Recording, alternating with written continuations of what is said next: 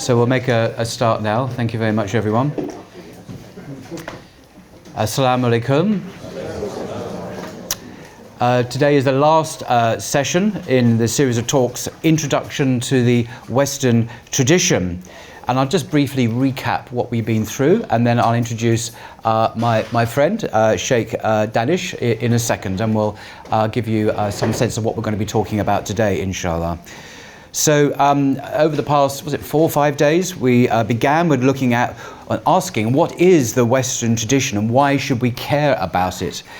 We looked initially at Hellenism, the spread of Greek philosophy and the thought and culture with Alexander the Great. We looked at Plato and Aristotle and Socrates, the great philosophers. Briefly touched on Judaism, the Jewish Bible, the historical Jesus and the Gospels, and the early church up to the Emperor Constantine in the 4th century.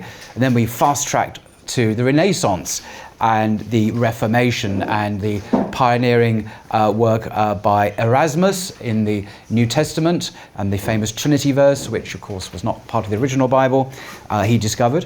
And we looked at Martin Luther and Calvin. And then in our penultimate session, we looked at the Enlightenment, the so-called Age of Reason. We briefly looked at Kant, the philosophy of Kant, the idea of the categorical imperative. We looked at Sir Isaac Newton, the great Enlightenment scientist, and the mechanistic universe that he uncovered. Touched briefly on the French Revolution and that seminal event and how that's influenced world history. We mentioned Karl Marx, Nietzsche, the phenomena of Western colonialism, civilizing the natives, in inverted commas, especially in France, and the dethroning of the Bible in the light of archaeological, historical, textual research. And then we also looked at the triumph of liberal democracy after the Second World War, particularly with the American hegemony, the superpower, global superpower status of the USA, and the secularization of the churches. We looked at that iconic Time magazine cover, Is God Dead, in the 1960s. And in my view, how Islam is the only world religion that has not succumbed to secular liberalism. So today, inshallah, we'll be looking at what are the challenges facing Muslims in today's world from the Western tradition. Because I hope, as we've very briefly outlined, there is a context to what's happening with Islam and LGBTQ, which is the theme of this discussion. Didn't come out of nowhere. There are antecedents going back to the 1960s and the sexual revolution, going back even to the French Revolution and the Renaissance, the idea of the individual, the idea of moral autonomy, and so on. There are many kind of antecedent philosophical and ideological roots to the contemporary phenomena we're seeing today. So, as I mentioned, I'm thrilled to be joined today by Sheikh Danish. Most welcome, sir. Thank you for having me. Good to see you again. For those who don't know, just briefly mention that Danish is the founder of In Sheikh's Clothing. He's got 12 years experience working with victims of spiritual abuse in the Muslim world. He began a formal study of the Islamic sciences some years ago, in 2006. He graduated in 2010 from UC Berkeley in California and has dedicated himself to full-time traditional Islamic studies. His areas of study expertise include fiqh, aqidah, mantiq, which I think is logic, isn't it? And hadith, tasawwuf, and tafsir. And he's also very experienced in community work, Muslim leadership training, and Muslim youth development. And in 2019, he finished his master's degree focusing on spiritual abuse, and inshallah one day we'll have a separate conversation about the extremely important subject that he specializes in. So today's subject is, as I say, Islam and, in inverted commas, LGBTQ. It's a huge subject and we can only touch on a few aspects of it now, inshallah. But I just wanted to reflect briefly by way of introduction. In the 1980s and the 1990s in Europe, Britain and so on, there was a beginning of in the wake of the sexual revolution in the 1960s, women's rights, civil rights, and so on. As a part of that, as a minor theme in that cultural revolution, we saw the beginnings of the so-called gay rights movement. And this focused at that time on basic civil rights for people. So you shouldn't victimize someone because they have same-sex attraction. Just because they're gay, you shouldn't do random acts of violence against them. You shouldn't discriminate them in the workplace. You should treat people with respect and tolerance. Tolerance was the name of the game. Okay, treating people with dignity. So that was kind of then in the 80s and 90s. And if we kind of fast forward now, I think we're living in a different world. We've gone beyond that now to a world where a whole range of alternative sexualities, sexual moralities, different lifestyles not only exist and are, inverted commas, celebrated in the West, but as far as I can see, it is compulsory now to affirm, celebrate these sexualities, these alternative lifestyles. And if you don't affirm them and celebrate them in very vocal ways, then you're called lots of bad names like bigot or homophobe or even worse. And you can suffer social ostracism, you can lose your job, you can even be prosecuted. There's a recent example in England mentioned in the Daily Mail, this right-wing tabloid newspaper online, of a man, this is like 4 or 5 days ago now, in England. I think it was a retired army guy, and he was actually arrested. 2 police went to his home because he had tweeted a pride flag that he had cleverly configured to look like a swastika. And he had tweeted this, and the police came to his house, arrested him, and his offence, interestingly, was that his tweet had caused anxiety. I kid you not. He was arrested for causing anxiety, for tweeting some pride flags that were, as I say, shaped like a swastika. Because he was making the point, presumably, that there's now a new spirit of intolerance in the world, and it kind of resembled a kind of a quasi-fascist kind of mentality. And he was actually prosecuted for this, for causing anxiety. This is absolutely true. So I checked it, it's a real story. This is the new world we're living in. Sheikh Danish is from California, United States. I'm not saying everything. Did it start in California, this? But what are your thoughts? Do you think there is this complete change, paradigm shift now in our culture, more than just respect and tolerance for difference, but a compulsory approval of a whole new range of lifestyle? Absolutely, and I think the explicit stuff is clear. But even at the subtle level, where at companies, at hospitals perhaps primarily, people are asked to wear badges with preferred pronouns on there. So there's a forced paradigm where what you are is no longer just assumed that your pronoun matches as it should be. Yes. You have to actually state it. And when you even have to explicitly state it, you're playing into that paradigm. Right. Gosh. So the question of identity now is central, isn't it? Before it was about civil rights, not abusing people, shall we say, treating people perhaps fairly. But now identity markers are central to who we are as a species now. So, it's not that I'm an office worker or a mother or father. I am whatever I am in the LGBTQ alphabet. Right, absolutely. And I think the pronoun part is very significant. Because the reason is that if you refuse to state them, it's seen as taking a stance against an entire movement that's swooping the nation or being forced upon the nation, really. Right? So whether or not someone states pronouns, I think signifies how invested they are in this whole movement and where they stand in it. And to not do so is seen as being against LGBT, something as simple as that. Gosh. So that triggers a negative response. What strikes me is that I'm obviously not a scientist or anything, but it strikes me that many scientists say that our gender, our sex, is rooted in our biology. So we have male and female chromosomes, for example. But it seems in this movement we are encouraged just to, as an act of mental creation, to state what we are. So I, as Paul, I happen to be biologically male, obviously, but I could just say, if I felt like it, well, actually, I'm a woman, and that is my identity, and you must call me she. Exactly. I mean, is this the case? Is this really what's happening now? That's actually what's happening. And it's seen as bigoted to not do so, and whatever a person believes they are, or says they are, or claims to be, it has to be affirmed by everybody else. And to challenge that, to disagree, even on religious grounds, is seen as bigoted and hateful. And I think that's the big cultural lie. To not agree with something is to hate it.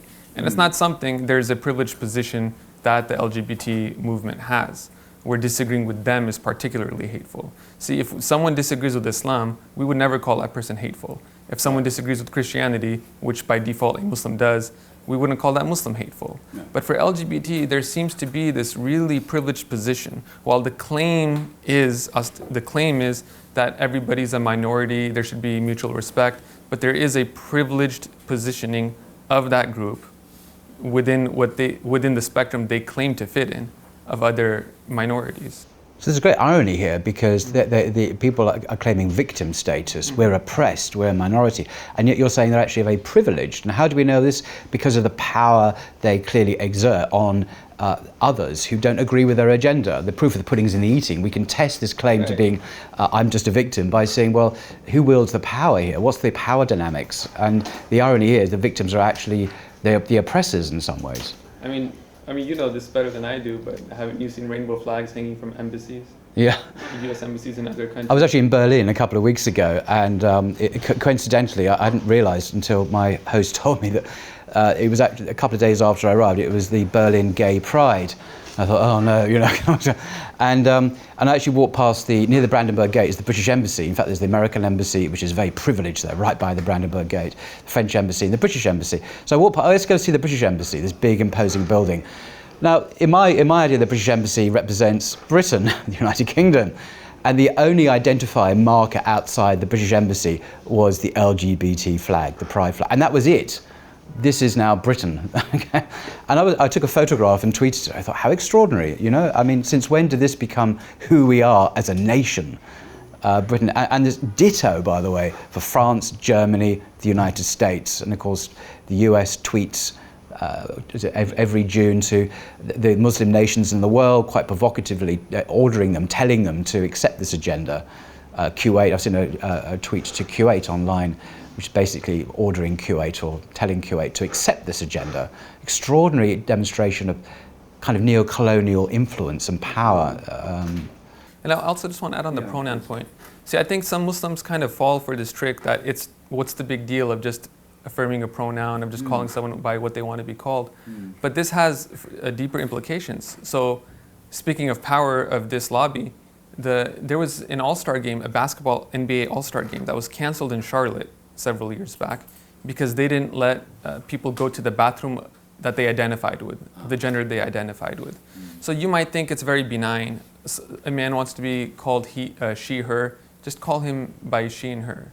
It's very benign. What's the big deal? As Muslims, we should be nice. Right. But this has deeper implications. That if he calls himself a woman, you have a man convicted of raping a woman.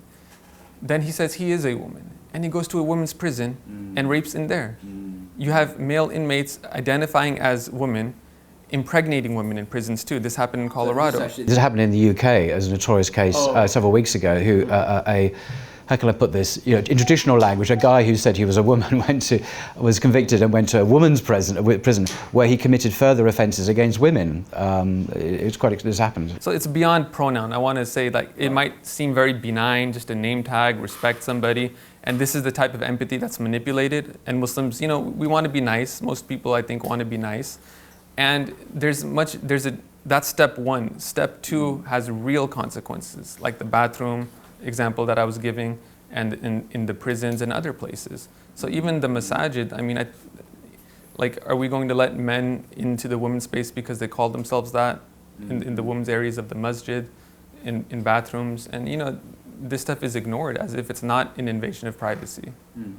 I mean, in your experience of working with youth in the community, how impactful are these ideologies and ideas on youth?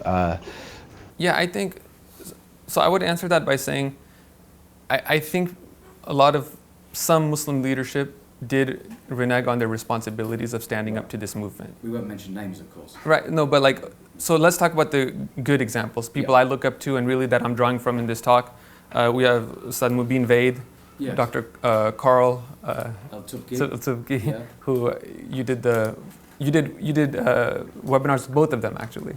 Yes, I do recognize a plug here for Blogging Theology, but Professor Al-Tubki did a 4-hour video on Blogging Theology entitled Islam and LGBTQ. LGBTQ in inverted commas, which has gone viral. It's had over 100,000 views in the last couple of months. And it broke all the rules. I mean, it was 4 hours long, not 20 minutes. It was quite academic, and he is an academic, a professor, going on about this.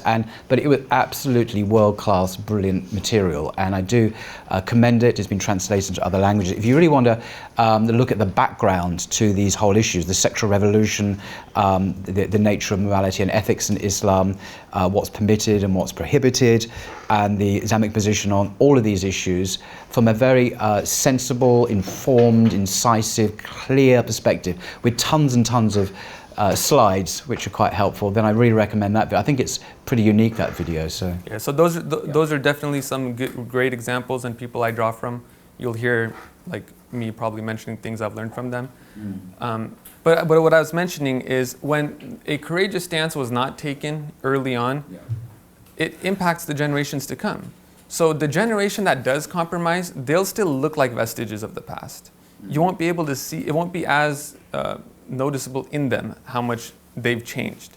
But the generation that comes after them that inherits that change, that compromise, they won't recognize basics of Islam, and their practice will be so different than what a Muslim is actually supposed to be. And then, just like we say, courage is contagious, so is cowardice. And cowardice, it creates new norms to where basic stances, affirming the basics of our religion, becomes seen as courageous. So now we have Muslims with a struggle they should never have. Is it really wrong to engage in same-sex acts? Is it really wrong for a man to marry a man or a woman to marry a woman? Whereas, of course, this is something that there was no debate about a few years ago. And you, I think, mentioned yourself that what was labeled moderate, the ground has changed so much. You were mentioning yesterday. Yes. Yeah, it is strange. I was kind of noting that, if you have some moderately traditional views, say 5 years ago, and you just continue to hold those views, because the ground is shifting politically to the left all the time, you'll find yourself on the far right, in inverted commas, without actually having changed your views at all. It's not as if you become far right, but you get labelled, because the whole political paradigm has shifted so far to the left. If you just stand still, you'll find yourself on the right. And that's quite unfair, really. It shows how the thing is rigged to, in a certain way. It's always further to the left, to the left, to the left. It's never any other way, unfortunately. And if we accommodate these changes and try to Islamicize them, or just are quiet about major changes affecting our religion, we can't be surprised when people get confused.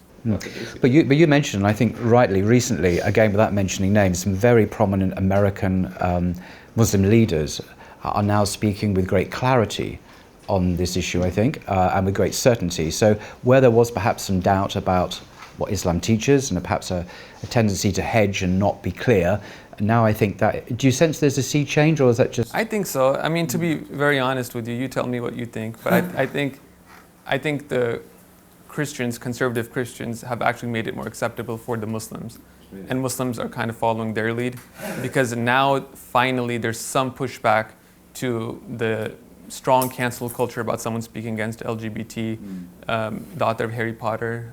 Oh yes. She was. What's her name? What's Harry Potter? The author of Harry.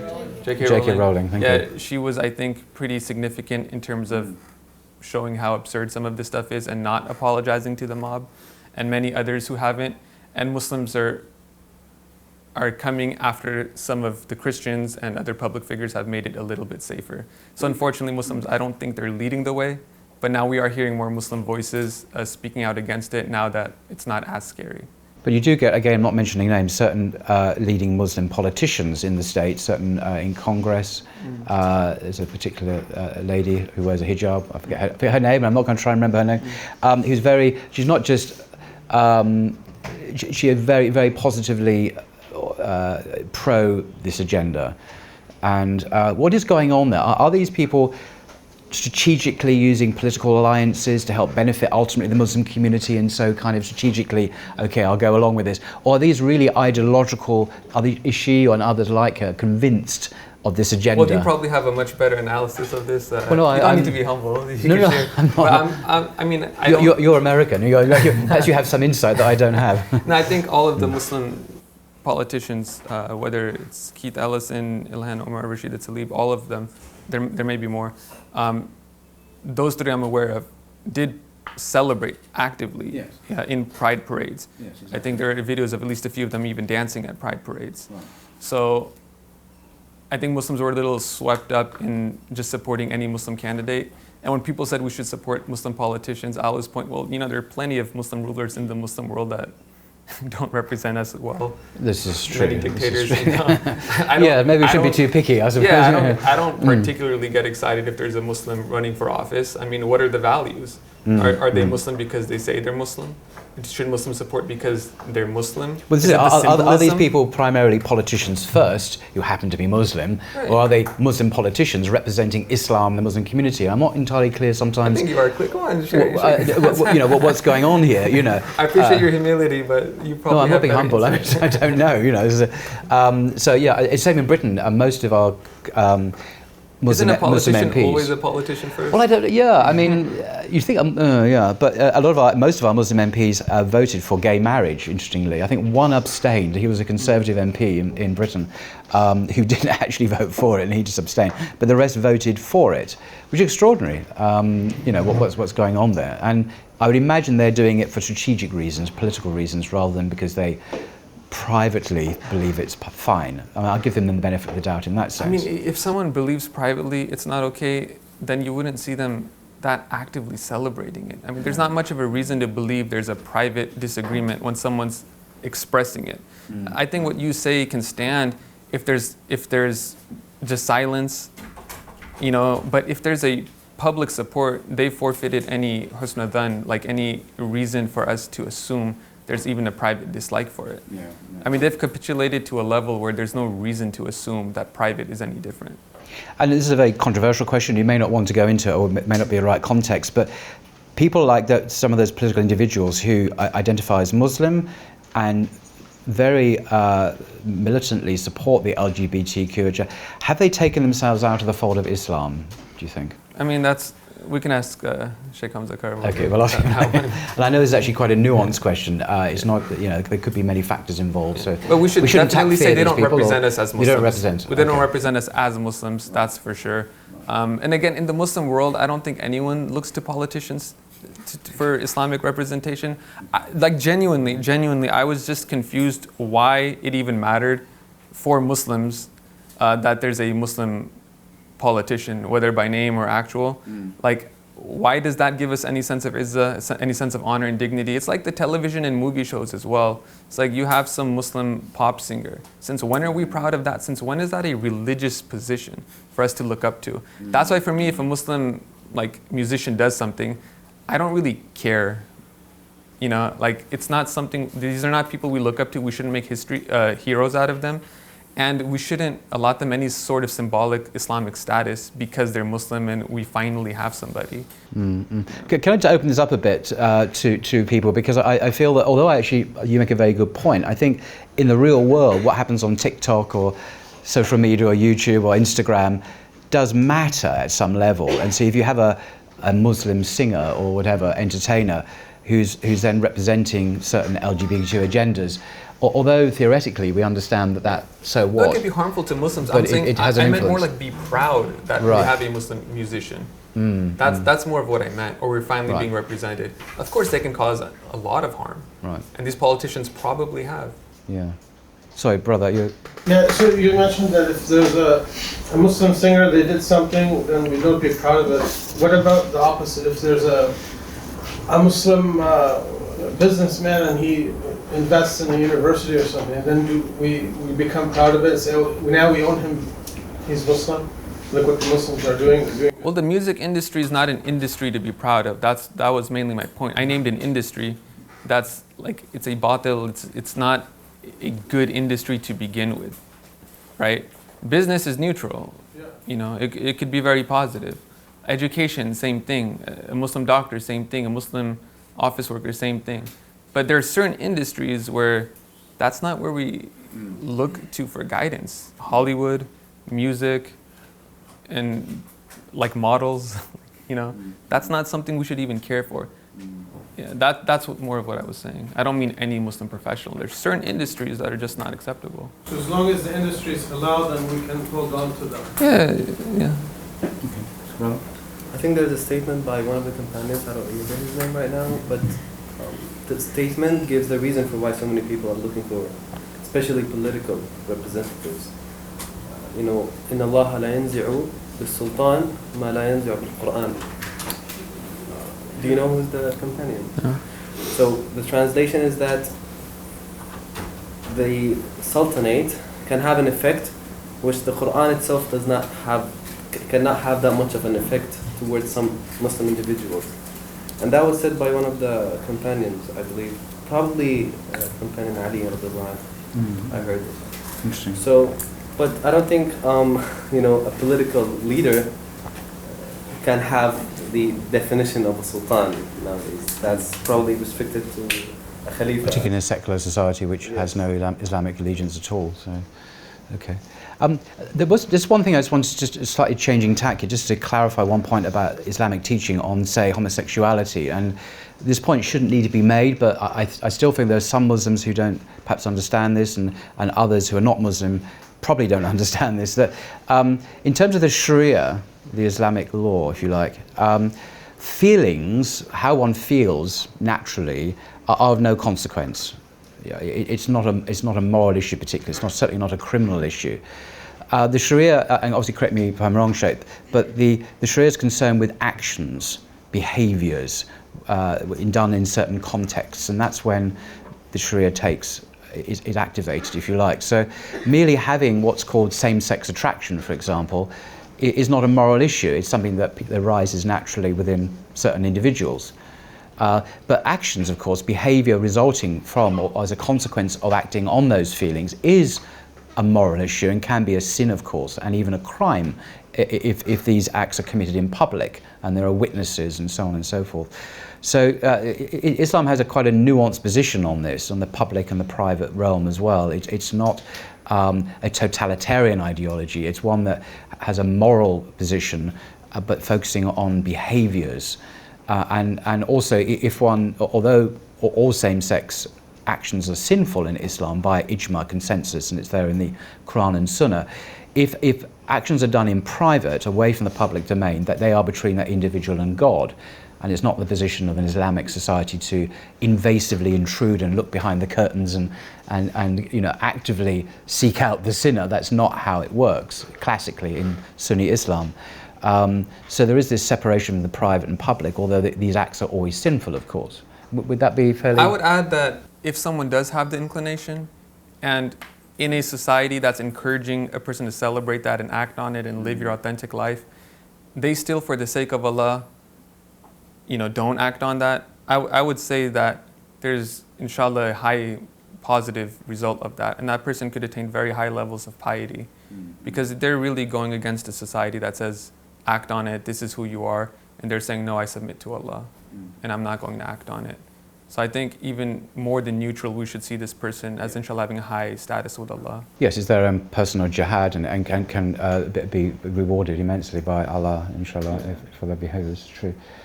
So can I just clarify one point in a different area about gender norms and what it means to be men and women in the Quran? I get the impression, having read the Quran, that our species comes in two genders, male and Dr. female. Sharif has a good impression on that in that webinar. Absolutely. So we don't have this kind of alphabet, LGBT, but in the Quran, our species come in two forms. And how does that inform these debates? Is this something? How do we communicate that in a way that's not triggering and hateful, in inverted commas? Is it kind of a question of passive resistance, that we just doggedly maintain the truth about ourselves? I think it's, again, just an honest answer. I want to hear your thoughts. That I think it's interesting that something as self-evident as men being men and women being women needs scriptural evidence. Like I said, no one would have looked to scripture to establish that men are men and women are women a few years ago. Sure. So it's like the example I give when I give talks on abuse, right? Sometimes people want to see, can a scholar really be corrupt? And then they need some religious text for that, whereas it should just be kind of understood. Self-evident. Because no one's perfect. Yeah. So the Quran mentions theft. Do the verses on theft establish that there is a such thing in the world as theft, or are we or is the Quran addressing a reality that people already know to exist of theft, and then these are the consequences? So for gender, I mean, okay, it's talking about Allah as creator. Allah has created man and woman, and Allah is the creator of man and woman. But do we use that to establish that men are men and women are women, or should we just know that, like people know that? So you're saying it's self-evident that we are men and female. Yeah, I mean, 20 years ago, or even less, like 5 years ago, would we have looked at these verses to say that men are men and women are women because the Quran tells us? Or did we already know that? We're in such extraordinary, perhaps unprecedented times now. Yeah. We almost have to go back to the scriptures to establish what is plainly obvious, to everyone 5 minutes ago. And the Quran does obviously speak of men and women, and it's there in the beginning of the Bible. God created the heavens and the earth, and He created male and female. It says in the New Testament, it says in the Quran. It's all the way through the Abrahamic traditions. But this is about Allah creating, right? Yeah. Allah is the creator of men and women. How Allah creates. Does it establish that there are men and there are women? That's what I'm trying to. That's what I'm asking. Interesting. So there's a brother over there. Yes. Yeah, sorry, I just wanted to add to that as well as maybe a contemplative question. Sorry, I'm actually work as a medical doctor in hospitals. I've got a friend whose wife is a teacher.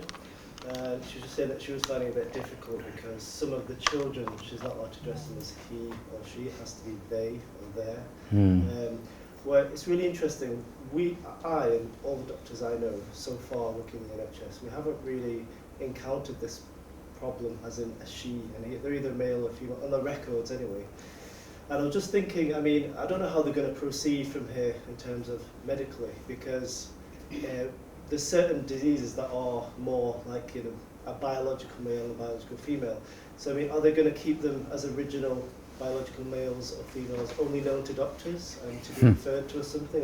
How are they going to proceed that? Because we haven't encountered having to call them he. I mean, we can say preferred to be called, but on the medical records it's either originally male or female because it relates to biology.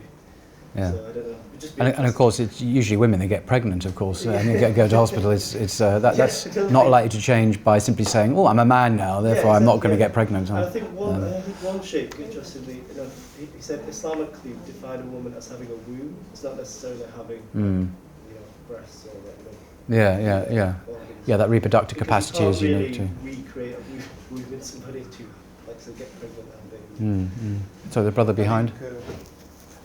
Sorry. Yeah, it's very relevant because what Brother said, I'm a doctor as well. And recently, as you know, National Health Service... Do you want to take the microphone, actually? I'm not sure. Could you pass that down to the doctor? Recently, I think it's literally 2 weeks ago, when National Health Service in UK dropped the word women from description of ovarian cancer. Really? And obviously there was a little bit of uproar from people saying, I think it's going a bit too far. Because a transgender or person who is not born as a woman cannot have ovaries. So dropping word women just does not make sense at all. And I think it's by definition what you just said, that if Islamic scholars have defined having womb and ovaries, which is the reproductive capacity, I think it's a beautiful definition. Because no amount of changing somebody designating themselves as a male or female or changing the sex organs, nobody's creating wombs and ovaries in them. So that's been made by Allah. But still have a certain degree of genetics that you can't change. That so you will not be some able to change diseases that are across men and women, but a lot of them are specific more towards a man or a woman. So a doctor would need to know always. So why in a medical context is the obvious designation of a woman as a woman here been dropped? So what's the reasoning behind that? Because it clearly doesn't accord with any realities. It seems to be an ideological... Sorry, I don't know. I read the news about it and all that. I didn't go into depth of what was the reasoning behind National Health Service, but I think it was motivated by pressures. Right. As you know yourself in UK, he and she is becoming more common now. People want to identify and they want the right pronouns. That this is how I want to be called and all that. It's gaining movement under the various pressures. But there is certainly no, it's very silly in terms of biology, because no person who has been, even if somebody has changed gender and become a male, or somebody wants to, they cannot develop an ovarian cancer. Ovary is an organ which is present naturally, created by God in a female. and that's where it resides, and that's what will happen. And that'll never change. That cannot be changed. Despite changing pronouns. Yeah. Cool. That's very interesting. Thank you. Does anyone else wants to? Yes, sorry, the brother at the back. Sorry for interrupting the discussion, first of all, this minute. In terms of sorry, bear with me. End of times, like the best of you are, meaning of hadith is when you see a munkar, especially fahisha being committed, you say go behind that wall or something. In terms of the gay community, or even with heterosexual couples, etc., girlfriend, boyfriend, if we see them holding hands, for example, or ultimately kissing in public or something, what will be our duty as Muslims if we wanted to implement that hadith? How can we go about it where it's all Islamically okay to say and at the same time legally okay to say? And with that said, could you give us guidelines of what we can say and how we can, tackle LGBT when we're doing dawah against it? Gosh. We'll save that at the very, very end. Maybe. Yeah, but perhaps we could say that to the very end. There's a huge question. So the brother right at the back there. I beg your pardon, sister. Sorry. Something that I've seen come up and that I haven't quite understood is that people who they seem to try to separate between biology and gender fluidity. So often make a distinction between sex and gender. Is that a false dichotomy? And if it is, how do we explain that to people? Gosh, that's a huge question. Well, I'm not an expert. I'm not a scholar. I tend to think that a lot of good work in talking about these issues done people like Jordan Peterson online. He's the Canadian professor of clinical psychology. And there's another guy. Is it Matt Walsh? Who the big YouTube star now. He went around asking people what is a woman. And he's very skilled at unpicking these latest kind of ideological moves. But I can't comment on that. I'm not an expert. The relationship between gender and sex. I tend to think the more traditional understanding is the one that Islam obviously. I think Islam is a traditional faith when it comes to gender roles. So fundamentally, the expression may be cultural, but the reality, the essence of gender, is created. Is part of our fitra, our DNA. So the sister. I was just going to say that I'm from a medical background as well. I'm a GP, and we are getting ready for. There's going to be an influx, I think, in the future, where it's starting from reception now, where young kids are being told to choose what they want to be, boy or girl, wherever, and children are malleable, as we know. If you suggest something, they'll go with it. And also we've seen a lot of teenage girls as well. It never used to be the case. It used to be that a lot of transgender people were males wanting to transition into female women, basically. Now we're seeing it the other way around, which is on the rise at the moment. Teenage girls wanting to become men. Gosh. And they're being offered pube blockers and other medication that can virtually render them sterile. And if they change their mind, they can't have children afterwards. So, I'm just wondering, what would your sort of advice be on how to talk to young children, teenagers? What would your advice be on that? I'm not in a position to give advice, particularly this is a medical question, and obviously people in your profession, Muslim doctors, are the right people to give leadership on this and offer expertise on this. But because it's so politicized now, isn't it? There's so much stigma around this. Is it possible even to have an open conversation? You think, sisters, you're shaking your head. Unfortunately, sister's a GP. Unless you want to lose your job. I mean, on that point about losing a job, I had the privilege of interviewing a very senior Muslim scholar from Britain. I'm not going to say who it is. And he said to me before we recorded that he would not be speaking on these kinds of issues on camera because he would lose his job. And he's a tenured professor at a very distinguished university. So that's the climate we live in. You as a GP saying you'd lose your job by talking about it. He is a very distinguished academic, felt he would lose his job, and he has a family. He said, "I have a family. I have a house." And how can we? We're talking about leadership, the lack of leadership, and yet these people their lives are on the line, and yet we expect them to speak out. So that's another factor. And I think this right here is something we should tap into: the fear of losing a job for even doing what's in the medical best interest of people. Right? Puberty blockers, like the sister was mentioning. I think a really good book to read is Abigail Schreider's Irreversible Damage. She gets into the horrors of puberty blockers, the regret, how women become sterile from it. Now again, just this culture of fear of losing a job for stating a view, doesn't that expose the lie of LGBT being a minority like other minorities, and not wanting anything special? I mean, are Christians ever afraid, or anybody atheists ever afraid of stating something against a religion that they'd lose their job, that they don't believe in this? I mean, people should have a freedom of expression. And how many corporations are behind LGBT? You get Rainbow Oreos in Pride Month. I mean, Really? They get a month. It's not Pride Month, it's June, but they call it that, right? Gosh. You have different corporations capitulating to this entire movement and to show that they're on the right side of things, And if not, they're treated with suspicion, as if what's propagated is that they hate LGBT if they don't capitulate, So we should be very, aware of this. And this is where I think we see again, the mistake that was made by some Muslim leaders, to just ignore it, it'll go away, or it's not our concern. Yeah. Because now when you get to the level of puberty blockers and doctors are afraid to speak about what's in the medical interest of people, you see clearly that this is not a small thing. Sorry, Yes, so can you... I don't want to make it very UK specific, but of course, United Kingdom is a country which is very significant. It's probably the origin of the whole Anglosphere, which at the moment kind of rules the world, if you take it in that way.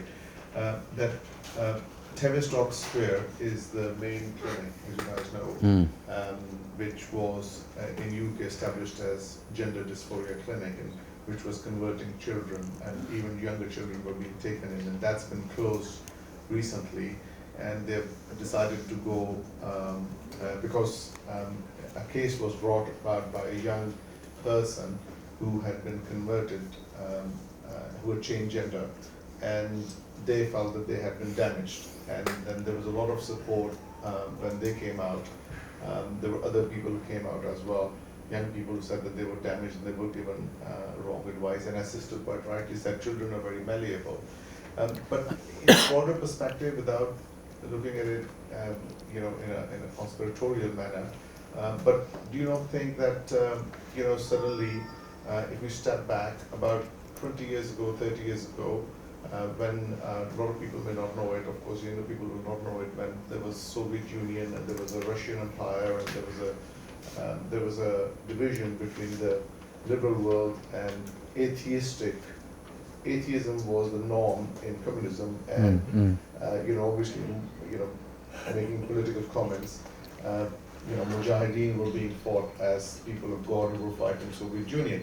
And then that collapsed, and the whole thing, atheism, has now suddenly become the dominant kind of ideology on the Western liberal side. And then that's been now being taken over by these movements, like Brother Danish said, that it's oppressive that you cannot speak.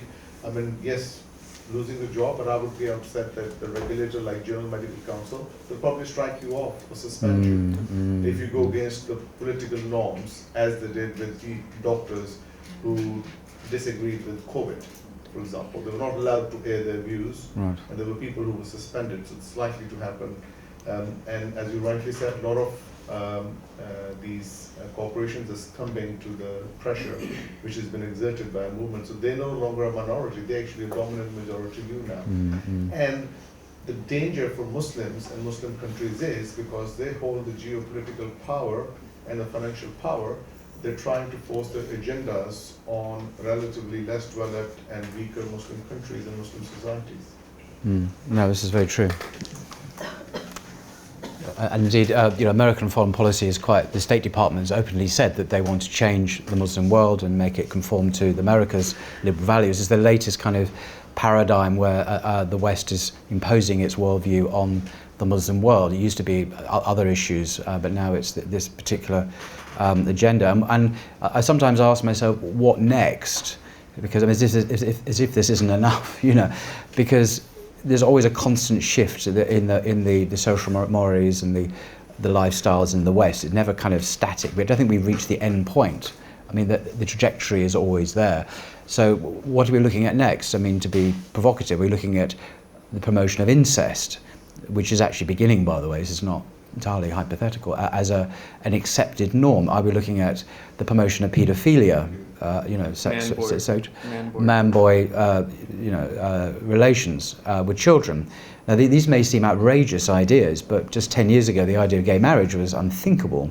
You can see Barack Obama and Hillary Clinton talking about gay marriage in the early part of this century, and they were completely against it, of course. Oh no, it's not right, because nothing had. And then the culture changed. Now then they were all for it. So I think even the previous president, I forget his name now, the Republican president, supported gay marriage as well. So what is next? And I think it's likely to be incest, paedophilia. There are darker areas even than that with other species, without mentioning it. It's a slippery slope because there's no breaks. Because we lack a transcendent reference point in the West, we have abandoned God, literally. We ignore God in our discourse, and we're not rooted in objective revelation and the Creator's intention for our lives. And in another, twist, when people want to talk against God, and they always say, "Oh, we don't want theologians telling us, we don't want to do this or don't want to do that. We don't want anybody laying down the rules for us." It's a very silly notion, because the simplest example is you stop at a traffic light. It's a red light. It's been designed by a human being, and we then follow the laws, which are made by parliamentarians in most countries, who are politicians, who, as you rightly said, are influenced by the intelligentsia, who are themselves either, being paid to be on a certain side or being oppressed to be on a certain side. And religion in general, the religious law is very concerned with sexual actions, because sexual pleasure is the most explicitly tangible experience of sin if it's done in a sinful way, along with murder. These are actions you enter with your full body. So Islamic law is very concerned with sexual ethics. All religions, really. And this movement is saying that a person doesn't even know who they actually are until they've experienced the entire gambit of sexual sins. And you form an identity around sexual sins. So we shouldn't see it as a small or insignificant thing that Islam has rulings on sexual actions. Again, the most explicitly tangible experience a person can have of sin is a sexual sin. Very interesting. Yes, brother. Do you want to pass the microphone back, actually? I'm a bit concerned that we're not picking up everyone's voices. I wanted to go back to the point we were talking about, where we separate between the emotion and the act. So, of course, the actual punishment, or the punishment in Islam would be on the act, of course. Yeah. But in our discourse, when we say that emotions are fine, I understand it in a pastoral context, or a context where you're in therapy or something. If someone's going through therapy, where you tell them that it's not a sin in itself to feel this, but you've got to act on that. You've got to fight not acting upon this. But things like homosexuality and pedophilia and all these things, shouldn't there be a broad stigmatization? There should be a broad stigmatization of it, and us discussing that, it's fine to feel this way. In a way, we're kind of decreasing from the stigmatization of it. Because if it's all right to feel that way, then normally it wouldn't be so bad to express your feelings. And expression is the first step towards normalization of these kind of ideas. So, in our discourse, shouldn't there be more of an emphasis on just talking about how bad it is? And because in the Quran as well, when Allah subhanahu wa ta'ala talks about, he advises the mothers of believers that they should lower their voices and they shouldn't speak in a alluring way. He mentions so that those who have an illness in their hearts don't become attracted. So the way the Quran it views these kind of feelings as well. You views it as an illness. So yeah, so I was trying to point out to the fact that maybe we should just only focus on that aspect rather than talking this lot.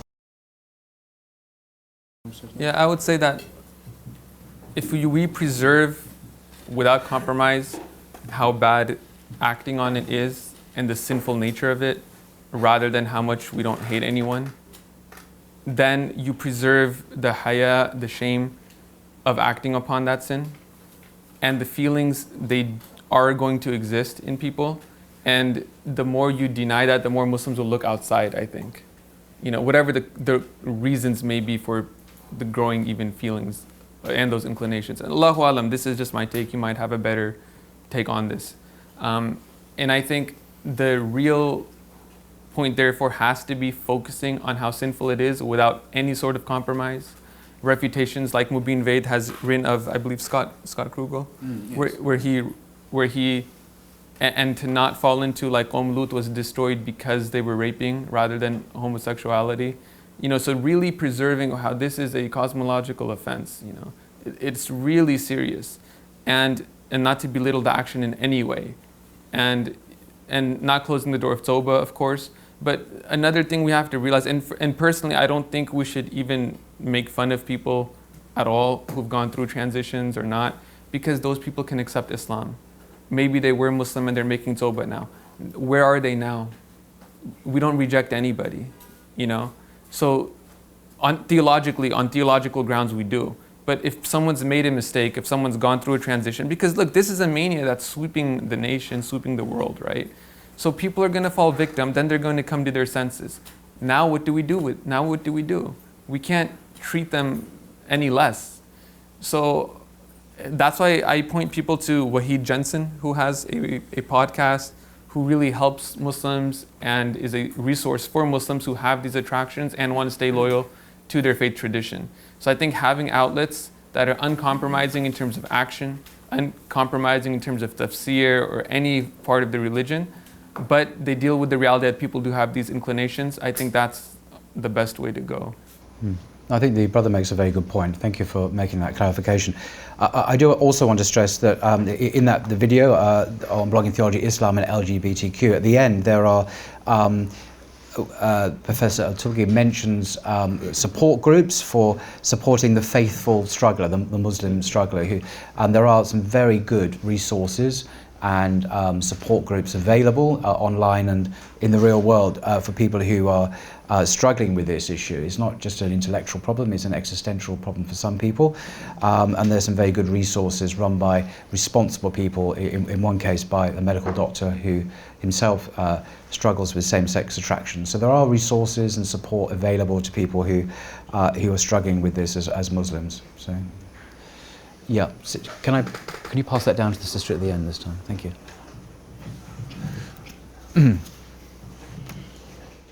Thank you. Just to go back to Sheikh Danish's point about the book written by Abigail Schreier, is it? Yeah. I think I watched some of her interviews, and one of the striking things that she mentions in that book, which was really startling, was that the number of people that want to go through transitions has skyrocketed. And one of the reasons she gives for that is because young teenagers, what have you, kids, want to have the sense of belonging rather than the wanting to change, transition or into. They just feel like being in this group would make them inclusive and find some sense of identity and belonging. So what I was going to say is that just wanted to plead really to the Muslim community in the UK to open the doors up to the community and allow women in and allow children in, teenagers in, and build up a community to allow them to have a sense of belonging. And I think that is kind of like one step towards perhaps reducing this. I mean, what would you say about that? Okay. Yeah, we'll perhaps respond to that towards the end. Thank you. Was it someone else? Can we have, pass the microphone over. Thank you. Thank you. in almost all Western countries, the political spectrum is divided into left-wing progressive parties and right-wing conservative parties. And those left-wing parties are almost exclusively propagating for LGBT and some free sexual morality. And you also see almost exclusively in all countries that Muslims are allying with those left-wing parties. And would it be time for Muslims to align with the right-wing parties who are explicitly against LGBT or sexual immorality, also purity blockers? Would it be time to align with them, or wouldn't that be wise either for other reasons? This is a really, really good point, I think, and it's often struck me as a little odd that the Muslim activists in the States and in Britain, I think it may be true in mainland Europe as well, seem to be firmly in alliance with the political left. And why is this? Well, obviously the left is protective of Muslims politically and are against Islamophobia, but in my view it comes at a huge price, and the price is that we kind of go silent on these other issues that the left propagates. But the right, the political right, the Republicans in the States, the Conservative Party in Britain and so on, many of them still maintain traditional values. I mean, I noted Trump, Donald Trump, was it yesterday or the day before, giving a speech, and apparently he's a hot favourite to win the Republican nomination for the presidency next time round. And he was pressing all the anti-woke buttons with the Republicans. You know, he's against this wokeism, he's against all these issues we're concerned about. He's actively canvassing on and gathering support from American Republicans, the conservatives. So can Muslims be in alliance with Donald Trump, considering what he's done, you know, on the other issues we know about? It's really, because Islam isn't, in my view, Islam isn't left or right. It isn't on this kind of European political spectrum, which came from the French Revolution, actually. This is where the words left and right came from. Who sat to the right of the speaker, who sat to the left of the speaker after the French Revolution.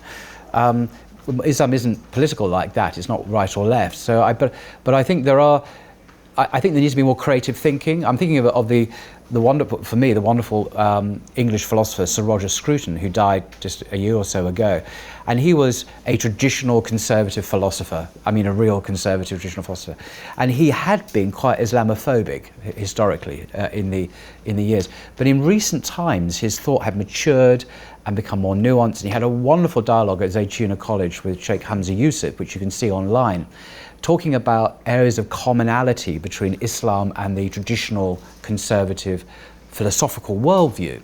And Scruton was no Muslim. I mean, he was a traditional Christian. And I saw there great promise for a more creative engagement with the political right or traditional thinking amongst Muslims. But it comes with baggage, and the right is associated often with racism and Islamophobic rhetoric. So it seems we can't win, but both sides have problems. But I think there needs to be more, in my view, for what it's worth, I think there needs to be more creative engagement with the traditional right, because there are sane voices within it, in my view, like Roger Scruton, amongst a whole bunch of loonies as well, you know. So we've got to forge alliances with some people, because I think there is an overlap with Islamic values and conservative values in the West, as well as left-wing values and Islamic values as well. You know, concern with justice for the poor and the oppressed is very Islamic, and that comes from the left traditionally. So I think we need to perhaps be more creative in our political engagements. That's just my view anyway. This reminds me actually that one reason when I had mentioned that a lot of the conservative Christians have begun to speak out actually had to do with, as far as I know, that during the COVID lockdowns, parents were for the first time able to see what their children were learning in school. Really? Yeah, and then through Zoom, and that's when there was awareness before, but there was a greater exposure to how much this LGBT doctrine, how much gender confusion is happening at the level of even elementary schools. So maybe if we could talk about now what's going on in the schools and the indoctrination forced upon children. Yeah. That's I think an important topic. So. Yeah, no, I have virtually no knowledge of that, but it's clear from the national news that there is an absolute ideological campaign in British schools, presumably in the States as well, to roll out this ideology from the earliest ages of children, you know, 1 or 2 years old. It's not like teenagers, it's catch them when they're young, really, really early on. So this is, I mean, historically, this reminds me, perhaps bizarrely, of the Cultural Revolution in Mao Zedong in communist China in the 60s and 70s, where you had this total top-down social revolution, and you had the counter-revolutionaries and the enemies, the blasphemers. And you get the same kind of dynamic here at work now. It's this totalitarian ideology that aims even at the youngest children to brainwash them from the beginning. It's extraordinary. Absolutely. So you have people, and I think we should spend some time on this. It's quite important. Is that even at the age of 5, you have teachers asking children, "What's your gender?" Okay, you're a girl. Do you feel like a girl or do you feel like a boy? And in some cases, they'll give a name. They'll give a girl a boy name, and they keep that boy name secret from the parents. So these are public schools now. And teachers are confusing children about their gender, giving them secret names, and saying, don't tell your parents. This undermines parental authority, of course. Undermines parental authority. Sorry, no. No, I'll have this. Undermines parental authority. This is a type of, it reminds me a lot of cult recruitment, actually. Yes. And just that initial confusion. Because, children, they play. Sometimes they tend to be boys, sometimes girls. But that's just part of being a kid, like how some kids play, But then they'll affirm that and lead them down a path. And then sometimes, in some cases, they've said, your child is now a girl, and if you don't affirm that, you can't pick her up, And then if they don't call them by the preferred new name that the teachers have given them, they're seen as being hateful as well. So this stuff is very serious, and I think TikTok also has kind of exposed what a lot of teachers are doing.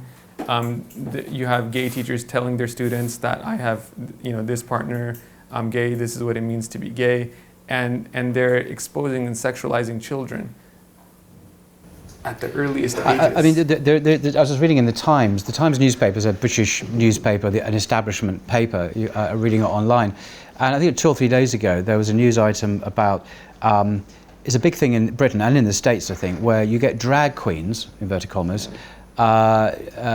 teaching stories to kids. So you get these guys dressed up as outrageous women, basically. I mean, imagine if you're a feminist seeing this, by the way, these extraordinary, extreme portrayals of womanhood, with lots of lipstick and big wigs, as if this is kind of what a normal woman's like. And teaching it anyway. So the part of the news article was that some parents have pushed back against this activity, and the article took the side of the drag queen. That's what they call themselves, drag queens, saying, "Oh, I really felt threatened by these parents who were threatening me, because I'm doing this." And the Times is completely accepting that the drag queen's narrative on this, and there was nothing from the parents who were obviously very concerned about the well-being of their children being influenced by this phenomenon. And this is the establishment newspaper in Britain just automatically taking the side of drag queens teaching kids in schools. I mean, for me, it's unbelievable. If someone had told me this would be the case 5 years ago, I wouldn't have believed them. In the worst kind of dystopian vision, I wouldn't have thought this would happen, but it is happening. And I come back to this kind of dark point. In 5 years' time, are we going to be preaching the virtues of incest, the virtues of men having sex with children, the virtues of interspecies sex, also known as bestiality? I love my dog. Now, I know this sounds horrible, and I don't mean to, I'm giving you the idea I shouldn't say that, but I'm serious. This is, in my view, this is something that could well happen. I love my dog, I love my chihuahua, I love my... Okay, the next step is, why can't we get married? I know it sounds crazy, but what's so crazy about that idea, given all the other crazy things that happened 5 minutes ago? So I think the roller coaster here is not ended. I think we're looking at a continued push to more extreme, deviant manifestations of behavior, and the official endorsement of this, and the insistence that Muslims must approve of it or be evil or haters. Yeah, and I think, again, just to bring it back to schools, why it's so important is that a lot of the changes politically, in my understanding, have to do with school curriculum. And like in Florida, there's been a serious limitation as well of how much of this could be taught, because schools were the breeding ground of a lot of this, right? And in terms of drag queen, I think also this is where Muslims, we have to go beyond. It's like, to the brother's point, it's not just the action, but when we see something as flagrant and explicit as drag queens reading to 5-year-olds, we can't just tell them that this is a sin. we should preserve that fear, that reaction of just like a disgust of that, because somebody who's actively propagating is different than someone who's struggling with a sin. So somebody who's advising someone and dressing and trying to normalize these type of appearances, it's okay. If the children should be afraid of that like they would be of a jinn. You know, this is not something we should desensitize them to. And don't be afraid of being called hateful for that, because they're actively pushing to take away a fitra response. As parents and people concerned for children, our job is to preserve fitra and to nurture that. So this is Gosh. Yes, could you kindly pass that down?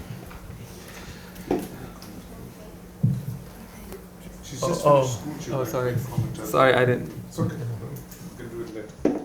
I think 2 examples you've given are really interesting. The one about the pronouns and the one about the drag queens, because they're very explicit. But last year I was homeschooling my nieces during lockdown, and my niece who was 4, she got sent home a book. And in that book, it was all about celebrating diversity. So every page had 2 children, and they were different in some way. So, one child was white, one child was black, but we're friends. The second page, I live in a house with a lovely garden, but I live in a flat or an apartment, but we're friends. So they had all these, I have brown hair, I have blonde hair, but we're friends. Towards the end of the page, the book, I have a mum and dad, and I have 2 dads, but we're friends. So I think what you're talking about is the very, very explicit stuff that's happening that we would all recognize as problematic. But I think we also need to understand that there is very insidious stuff being slipped in very innocuously in all sorts of areas of the curriculum. And she was 4. She didn't need to be exposed to that stuff. There's no need for that at that age of any kind of diversity training. Children don't need diversity training. No. Yeah, children need a very costly day. Even in California, somebody I know, their child was in a school, and again, because COVID allowed a lot of parents to see what's being taught, and that's why I really think schools are the most important area to focus on. And they had a character explaining something in science, and she introduces herself as saying, "Oh, by the way, I'm a trans person," just very subtly slipping these things in to normalize it. So it doesn't even have to be part of proper LGBT training or proper LGBT diversity stuff. They just add it in wherever they can. And this is what I mean, like, if we are so scared of just, but we don't hate anyone, but we don't hate anyone, we can't lose the fitra response to something as hideous as a drag queen and then reading to children. Because that's an act. That's over the top, and that's done intentionally. And it also strikes me, obviously I can't speak for women, but it strikes me as profoundly anti-women. If you look at these drag queens, if you see photographs of them, they're, in my personal view, they're kind of hideously exaggerated caricatures of womanhood. We have beautiful women here who are dressed modestly and are naturally attractive. These are men dressed as women with very extreme kind of manifestations of femininity. And these people are teaching very young children and normalizing that. And there has been some pushback from some feminist groups, I noticed, some lesbian groups as well, who have fought hard over the years to establish the rights of women in the West, and now they're seeing that undermined by these kinds of new phenomena, undermining their own rights. So it's not just Muslims pushing back, it's actually some feminist discourse. That's what I was saying about Muslims are not leading the way. They're following because that has made it safer. And that, I think, goes back to schools and legislation about teaching LGBT in schools. So that's what I meant by when you said Muslims were seeing more leadership pushback.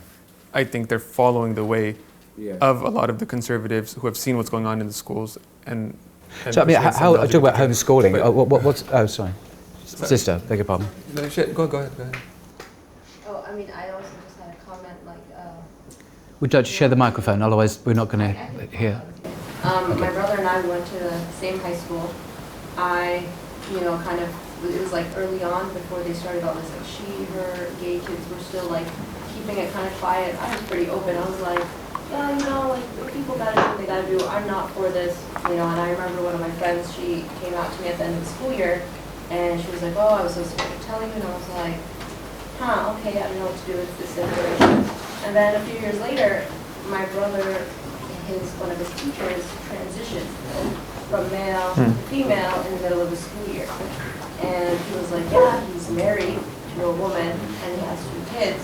And he was like, she is now coming to school in skirts and has like long hair, and it's just like, it's on all levels, you know, like you have, this is like a really big deal, like you're letting a teacher transition openly in front of the students and now causing, you know, all levels of confusion. And on top of it, I've seen a lot of people I worked at college where they're becoming teachers, and because they're getting their degrees in this era of she, her, you know, they, them, which, you know, how does they, them make sense? It can't be plural, like, it doesn't. But they learn this, so now they go to schools and they're teaching kids, hi, I'm, you know, Mrs. So-and-so, I'm she, her. What are your pronouns? You know, like, you don't even know, like, you know, the basics of English grammar yet. How do we know what pronouns are? And just, the question is, if it's so, it's interwoven in so many things, in politics, in budget politics, in schools.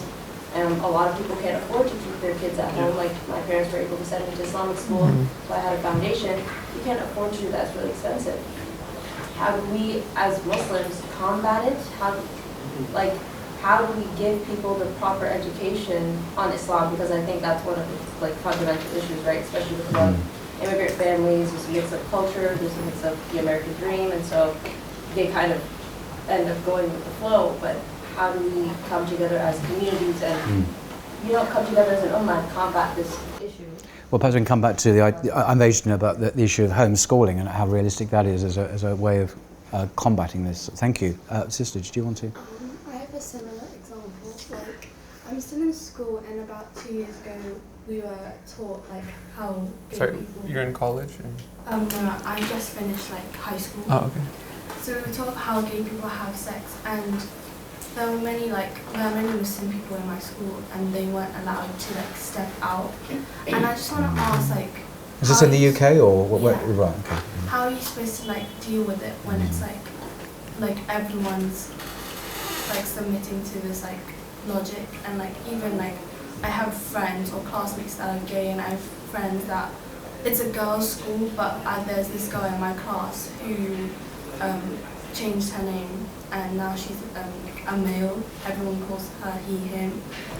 So but she's still allowed in the women's school. She's still in our school.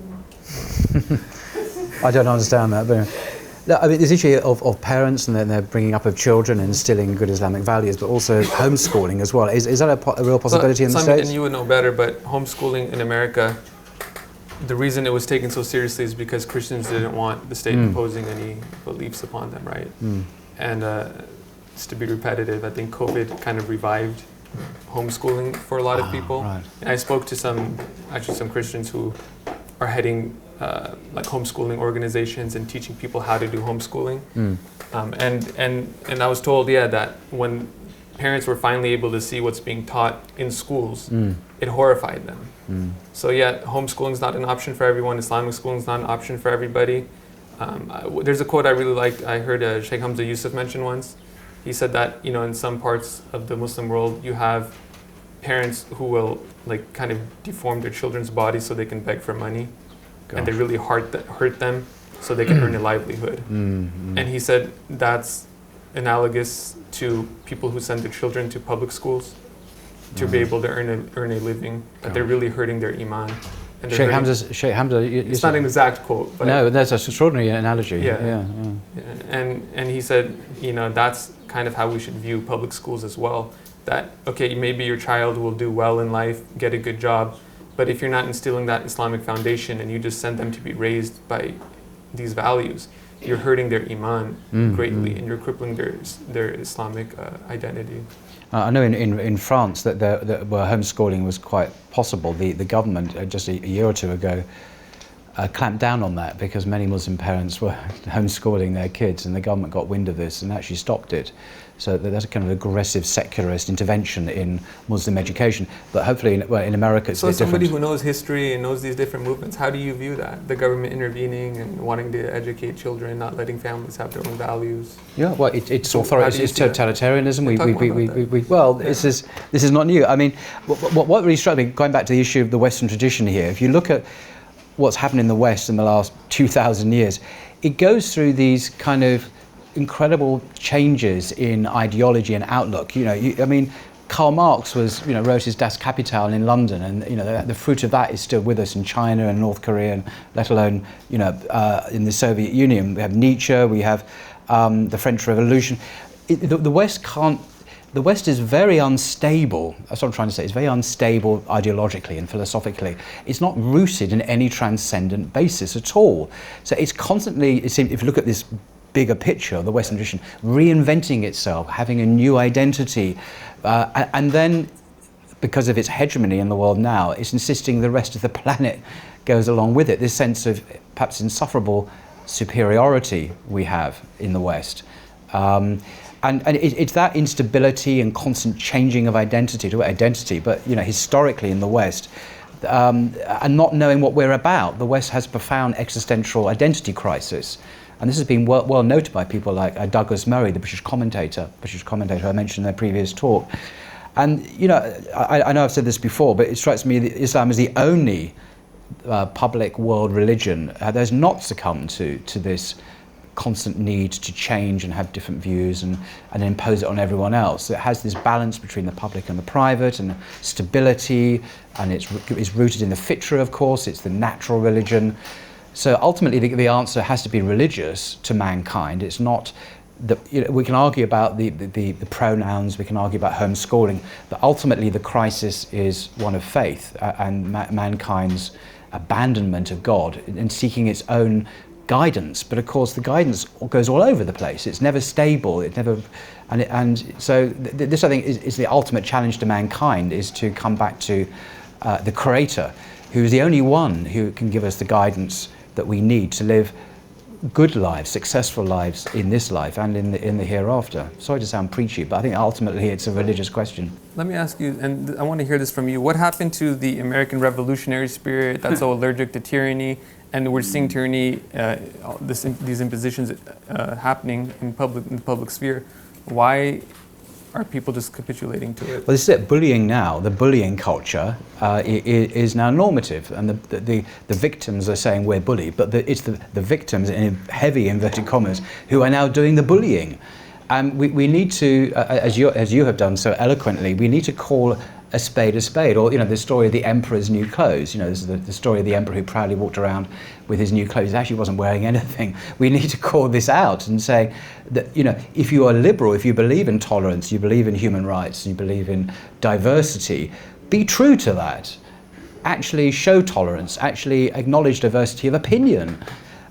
So the rhetoric and the reality is so at odds with itself. And as you talk about the founding fathers in America, the French Revolutionary, equality, liberty, fraternity. Liberty is supposed to be a touchstone of this ideology, but it's been destroyed. It has been destroyed in the name of what some people call the alphabet people. LGBT. It was always adding another letter to the name. So people need to call this out and say, you're not living up to the very values that you claim to be living by. And it takes kind of a religious form too, doesn't it? There's this assumption if you disagree with somebody, you hate them, but that hate then inspires a guilt. Then how do you redeem yourself from that guilt?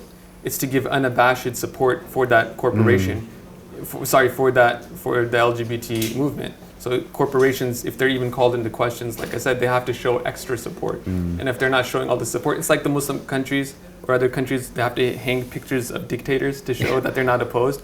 Oh, what's wrong? You don't like this dictator? Where's the picture in your store, right? Yeah. You go places, they have pictures in the smallest of stores of a dictator, and if not, their loyalty is called into question. This is what we're seeing with corporations. If you disagree, you hate.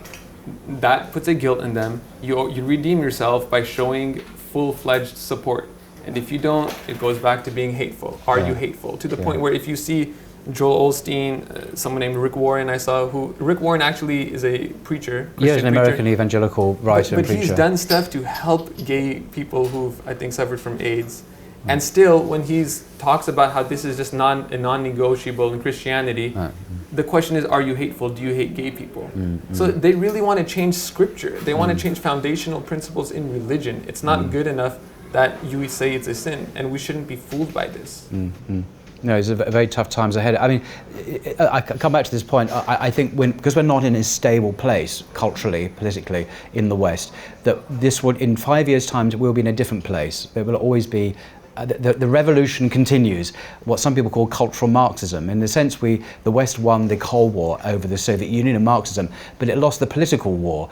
You know, we had military victory over the Soviet Union, which disappeared, and the Eastern Europe and the Warsaw Pact. But the ideology has lived on in the West in some ways, and is now actually propagated by corporations, American corporations. It's so bizarre. The capitalist system continues, of course, but ideologically we've become very culturally Marxist. It's really peculiar, actually. Something that Marx never foresaw when he talks about the bourgeois morality attendant on capitalism. Well, actually, it can be cultural Marxist morality with capitalism, which is a very curious hybrid, actually. It's almost, as long as the economics are kept intact, the system, it doesn't really matter what you believe. Anyway. So, can I just add that we should be very aware of media representation and not let media representation trick us into what reality is. I gave the example in a previous session about the We Spa incident in Southern California.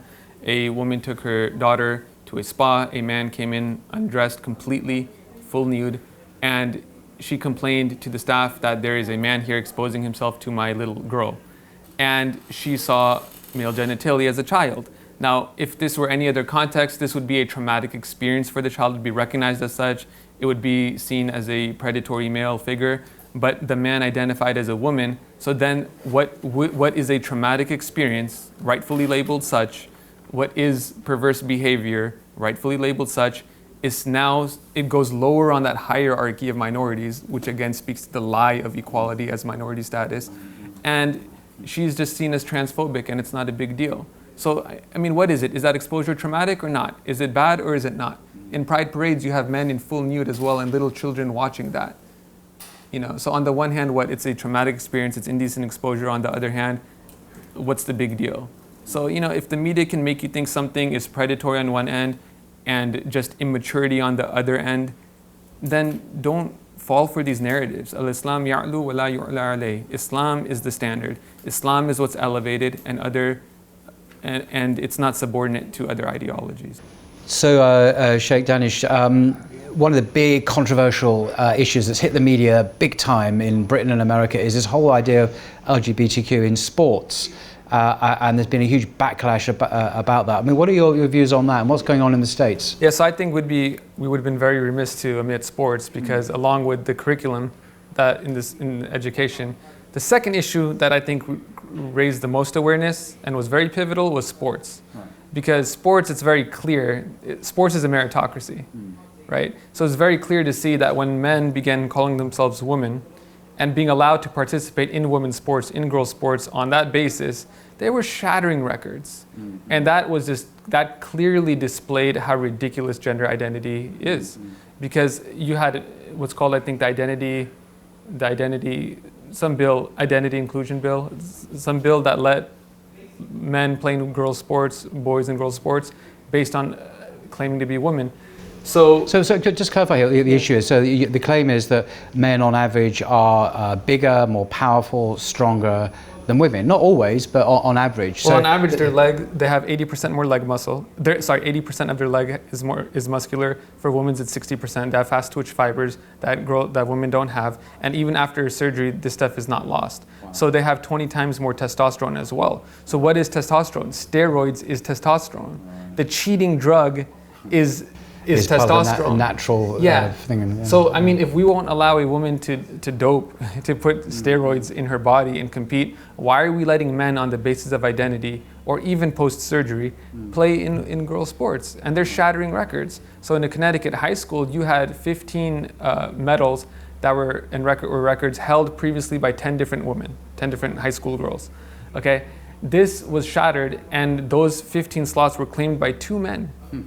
claiming to be women. They're taking scholarship opportunities away from girls for college. But I mean, I hear this. I've heard this news as well. But what is the defence from those who advocate this acceptability of this? I mean, because the facts of nature are obvious. So how do they rationalise that in practice? Are there any counter arguments or? I mean, you tell me. But Well, I mean, I think, I don't know. as we're saying, this is a purely anti-reality movement. Right. You just have, on the basis of claiming they're women, can't deny somebody's claim. You have to affirm it, and it's very anti-woman. Who's suffering from this? Girls who've trained their whole life, right? In high school and college, their records are being shattered by men. Women's records are being shattered by men. And you told me earlier on about an event in the 2020 Olympic Games or something. In was it weightlifting or? Yeah, it was weightlifting. It was what happened then? Yeah, in Olympic women's weightlifting, they had a man compete who said he's a woman. Right. Right. And he won, of course. I don't know if he won. I don't know actually in that case if he won. But they interviewed team members saying, this is on YouTube, what are your thoughts about the first transgender person on the team? Right. And as you saw, they were all silent. Literally, there was like air silence. So there was like nothing, radio silence for like 1 minute. Right. And he said nothing, and that itself spoke volumes to me because it suggested that they could have said something and chose not to. So why weren't they saying something? Well, they didn't want to say something because of the stigma attached to speaking out. And we see with the swimmer now, Leah Thompson. That made big news as well, because he's shattering women's records in swimming. And they're giving awards to men as Women of the Year. They just start claiming they're women and they win the award of Women of the Year. This movement, we also have to understand, is very anti-woman. Yeah. I mean, I think there was a time... Explain, I see, but why is it anti-women? Well, how are men becoming Women of the Year? Right. Like, why are we ignoring women's sports being dominated by men? They have a clear unfair advantage. The cheating drug is in them naturally. Right, testosterone. Again, testosterone, if a woman was caught taking testosterone, and it would be less than the natural levels of a man, this would never be allowed. But just on the basis of gender identity, it's ignored. And what's important is even in many cases, there doesn't need to be a transition. There doesn't need to be a lowering of testosterone level. Not that would ever level the playing field, because men have greater lung capacity, bigger hearts, more bone density, which gives them obvious physical advantages. But just at the testosterone level, not everybody requires that. So it's purely on the basis of identity in places as well. And this is where it's clear absurdity. I think there was a time where maybe Muslims had to justify, Islam is not being anti-woman and the West being pro. Now it's just so clear that this is the most anti-woman movement we're seeing. Yeah, and a lot of feminists obviously up in arms about this and campaigning against this, and there's been incredible rows and bitching going on between different groups and different people accusing each other of, hate and so on. It's become quite nasty, quite toxic in the media, I think. Yeah, I mean, if you hear about the Taliban not allowing women's sports, you just point to this and show what's happening to women's sports in America. Extraordinary, gosh. Is there anything else you wanted to add to that before we conclude? Oh, maybe on the verse of, the verses in the Quran that distinguish between male and female. I'm not sure about this, but I can see perhaps that impacted the view of the khuntha, which I don't know exactly what the English term for that would be. Because either the khuntha is male or female, there's never a third category. Right. Even with the khuntha mushkila, which I would say read Mubin Vaid's article. I think Where the Rainbow Ends, he talks about this, Where the Rainbow Ends. So that article's available online, of course. It's available online. It's called Where the Rainbow Ends. It's on Muslim Matters. And again, refer back to Dr. Sharif's webinar as well, because they're doing extraordinary stuff in this field. Yeah, there's an extremely good and clear Islamic responses to these issues now coming through, and to really encourage people to read those. Yeah.